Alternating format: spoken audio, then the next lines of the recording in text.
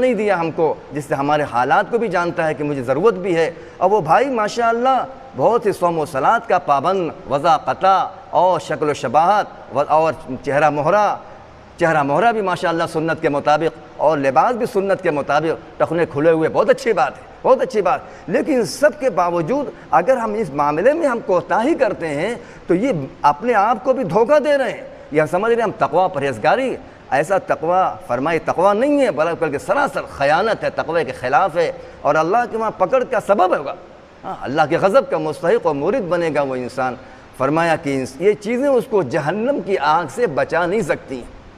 بچا نہیں سکتی، اس لیے اس معاملے میں ہر ایک کو بہت زیادہ محتاط ہونے کی ضرورت ہے۔ اور رسول اکرم صلی اللہ علیہ وسلم کی حدیث مشہور ہے کہ آپ صلی اللہ علیہ وسلم نے فرمایا، بھائی ادھر دیکھو،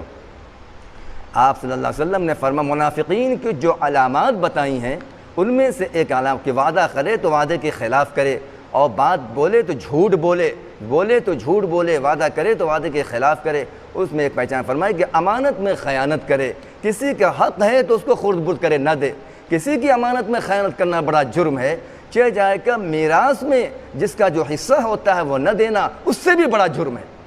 اس سے بھی بڑا جرم ہے۔ اور فرمایا کہ اگر بہنوں کو نہیں دیتا تو ڈبل گناہ ہوتا ہے، ایک تو حصے والے کے حصے سے محروم کر دینا، اس سے ہڑپ کر لینے کا گناہ، دوسرے یتیم کا مال کھانے کا گناہ، یتیم کا مال کھانے کا گناہ، والی دنیا سے چلے گئے وہ یتیم ہو گئی، تو فرمایا یتیم کے مال کھانے کا گناہ۔ قرآن پاک میں اللہ تعالیٰ فرماتا ہے ان الذین یأکلون اموال الیتامی ظلما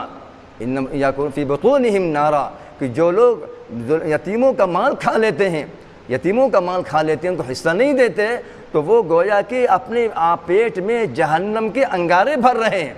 جہنم کے انگارے بھر رہے ہیں۔ فرمایا اس آیت کی تشریح میں بہت سے علماء نے بہت کچھ لکھا ہے، لیکن حدیث پاک سے جو آج بات پتہ چلتی اس کی وضاحت میں کہ رسول اکرم صلی اللہ علیہ وسلم نے فرمایا کہ روز قیامت میں بہت سے لوگ اٹھیں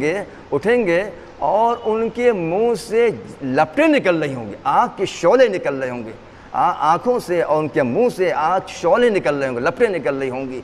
تو فرمایا کہ یہ کون؟ صحابہ کرام نے عرض کیا اللہ کے رسول وہ کون لوگ ہوں گے؟ آپ نے فرمایا کیا تم نے قرآن نہیں پڑھا ان الذین یأکلون اموال الیتامی ظلما، کہ انہوں نے اپنے یتیموں کے مال کو کھایا ظلم طریقے پر، فی بطونہم نارا۔ تو فرمایا تو اتنا بڑا جرم ہے، اتنی بڑی اللہ کے وہاں سزا ہے۔ فرمایا کہ انسان کو جب تک کہ حق والے کا حق دلا نہیں دیا جائے گا، اس کی سزا بھگت نہیں لے گا، وہ جنت میں نہیں جا سکے گا، فرمایا اعمال کا اہتمام بھی بہت ضروری، نمازوں کا اہتمام بہت ضروری، لیکن اس میں کچھ کوتاہی ہو گئی، جیسا ہونا چاہیے